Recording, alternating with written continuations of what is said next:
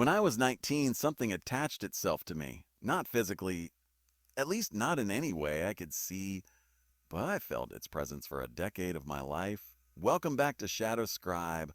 I'm Alex, and today I'm sharing a story I've never fully told before. I've mentioned pieces of it in previous videos, but I've never had the courage to lay it all out chronologically, to admit how long this thing followed me, or how it changed my understanding of reality. What you're about to hear isn't embellished for views.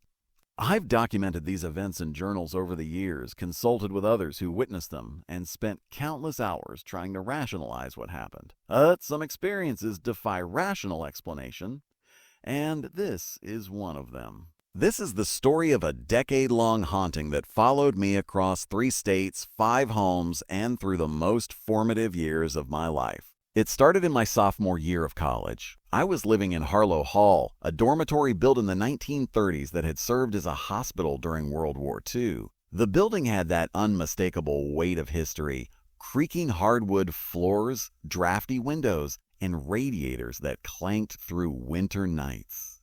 My roommate had moved out mid-semester, leaving me alone in a double room. At first I enjoyed the privacy, but then came the first incident. I woke around 3 a.m. to find my desk lamp on. Nothing unusual. I often fell asleep reading. But as I got up to turn it off, I noticed all my desk drawers were open. Every single one pulled out to exactly the same distance. I closed them, attributing it to my own absent-mindedness, and went back to sleep. The next morning, I found them open again. This continued for weeks. No matter how securely I closed those drawers before bed, by morning or after returning from classes, they would be open again, exactly the same distance, every time. My friends suggested the obvious. The building was old, floors uneven, drawers probably slid open on their own. But that didn't explain why they always opened to the same precise point, or why it only happened when I wasn't in the room. After graduating, I moved to an apartment in Chicago. For the first 3 months, nothing unusual happened. I began to think whatever had occurred in my dorm was just an odd coincidence or some quirk of that old building. Then one night, my phone rang at 3:17 a.m. The caller ID showed my own number. When I answered, there was nothing but static, punctuated by what sounded like distant whispers. I hung up, heart pounding. I called the phone company the next day, who informed me it was technically impossible to call your own number. They suggested it was probably a glitch showing the wrong caller ID. But it happened again, and again, always at 3:17 a.m., always my own number calling me. After the 5th time, I changed my phone number. The call stopped, but something else started. I began finding small objects misplaced. My keys would move from the hook by the door to inside the refrigerator. A book I was reading would appear spine down in the bathtub. My watch would be in the freezer. At first, I questioned my own memory. Was I sleepwalking, experiencing episodes of forgetfulness? I set up my laptop to record my living room overnight. The footage showed nothing unusual, except for one night when my keys visibly slid across the counter at 3:17 a.m., as if pulled by an invisible string. That's when I knew with certainty something was with me. About 2 years into these experiences, I saw it for the first time. I was brushing my teeth, leaning over the sink, when I felt a drop in temperature. The bathroom mirror fogged slightly at the edges despite the summer heat. As I straightened up, I saw a dark shape reflected in the mirror behind me. It wasn't clearly defined, more of a human-shaped darkness, slightly taller than me. It seemed to absorb light rather than simply block it. And though it had no discernible face, I felt it watching me. I spun around, but there was nothing there. When I looked back at the mirror, the shape was gone. After that night, I began seeing the shadow figure regularly, always in reflective surfaces, always in my peripheral vision, always disappearing when I tried to look directly at it. Friends who visited occasionally reported feeling uncomfortable in certain parts of my apartment, particularly the hallway leading to my bedroom. 2 different visitors, months apart, asked if someone else was staying with me, saying they felt like they were being watched. 3 years into the haunting, I began researching. I read everything I could find on hauntings, attachments, shadow people. I consulted with a medium who, without knowing my story, immediately asked if I was being followed by a tall, dark presence. She told me the entity was neither malevolent nor benevolent. It was simply curious. According to her, it had attached itself to me because I had, unknowingly, been receptive to it.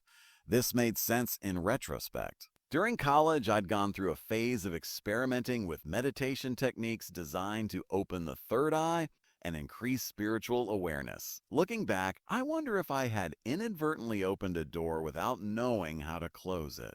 I tried various cleansing rituals, sage smudging, salt barriers, protective crystals. Each seemed to work temporarily. The phenomena would stop for weeks, sometimes months. Then, just as I began to relax, they would start again. 6 years into this experience came the night I still struggle to talk about. I was living alone in a small house in Portland by then. It was winter, and a storm had knocked out power in my neighborhood. I was sleeping with extra blankets, the room illuminated only by occasional flashes of lightning. I woke to pressure on my chest, not painful, but heavy, like someone sitting on me. I tried to move but couldn't. This wasn't new. I'd experienced sleep paralysis before and knew to stay calm and wait it out. But then I opened my eyes and saw it. Not in a mirror or peripherally, but directly above me. The shadow had form now, almost solid-looking, with density and weight. It was leaning over me, its face, or where a face should be, inches from mine. I could feel cold breath against my skin. For the first time in 6 years, it spoke. "Let me in." 3 words, somehow both whispered and resonant. I felt them more than heard them.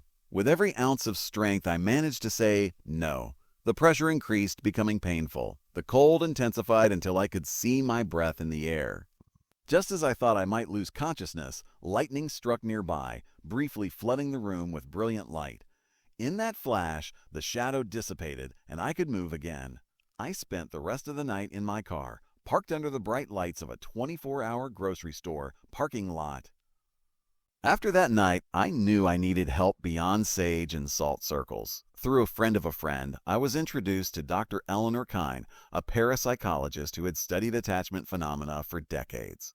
Dr. Kine didn't dismiss my experiences or try to explain them away as psychological. Instead, she suggested that what was following me was an opportunistic entity. Something that had found a vulnerability and exploited it, but wasn't powerful enough to fully manifest without my participation. These entities feed on attention and fear, she explained. The more you focus on it, record it, try to communicate with it, the stronger it becomes. Her advice was counterintuitive. I needed to ignore it completely. Not acknowledge it, not fear it, not even think about it if possible. Treat it like a bully on a playground. If you show no reaction, eventually it will find someone else to torment. It was the hardest advice to follow. How do you not think about something that's been terrorizing you for years? How do you not react when objects move or shadows form? But I tried. It didn't happen overnight. There were setbacks, times when fear got the better of me, when a particularly startling incident would make me react.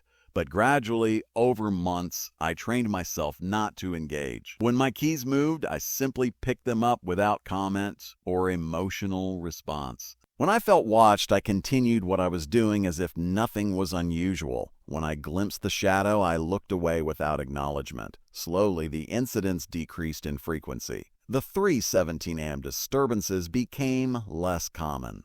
The shadow appeared less often, and when it did, it seemed less substantial, more transparent. By year 8, I had moved again to a small town in New Mexico. For the first time in years, weeks would pass without incident, then months. In the 9th year, I realized one day that I hadn't experienced anything unusual in over 6 months. I had stopped keeping the journal of incidents. I had stopped sleeping with the lights on.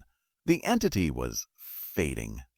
The last time I saw the shadow was exactly 10 years after the first incident. I was reading in my living room when I felt the familiar temperature drop. Looking up, I saw the shadow reflected in the window, fainter than ever before, barely perceptible. We regarded each other for what felt like minutes. There was no fear this time, just a strange sense of understanding. Then I deliberately turned away, focusing on my book. When I looked back, it was gone. I haven't seen it since. No moved objects, no calls, no reflections, no pressure on my chest. Nothing. After a decade of haunting, it simply faded away. It's been 3 years since that final encounter. Part of me still stays alert for signs of its return, but another part knows it's truly gone. I've since learned that many people experience similar phenomena, shadowy figures that follow them, objects that move, unexplained presences. Most are too afraid or embarrassed to talk about it. I'm sharing my story not to frighten you, but to assure anyone experiencing something similar that you're not alone and that there can be an end to it. Whatever attached itself to me for those 10 years, whether it was a spirit, an interdimensional entity, or something else entirely, it taught me something valuable. We have more control than we think. Not over what happens to us, perhaps, but over how we respond to it. If you're experiencing something similar, my advice is this: seek help, but remember that fear feeds these entities. Your strongest weapon is the power to withdraw your attention, your fear, your belief in their power over you. This has been Shadow Scribe. Thank you for listening to my story. If you've had similar experiences, share them in the comments, not out of fear, but to help others understand they're not alone.